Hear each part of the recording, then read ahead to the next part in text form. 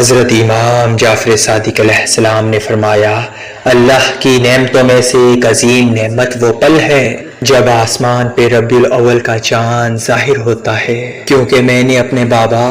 انہوں نے اپنے بابا اور انہوں نے اللہ کے رسول سے سنا کہ جو انسان ربیع الاول کے چاند کو دیکھ کے ایک مرتبہ سورہ اخلاص اور ایک مرتبہ سورہ کوثر پڑھ کے اللہ سے جو بھی دعا مانگے گا، اللہ وہ دعا فوراً قبول کر دے گا اور 70,000 فرشتوں کو حکم دے دے گا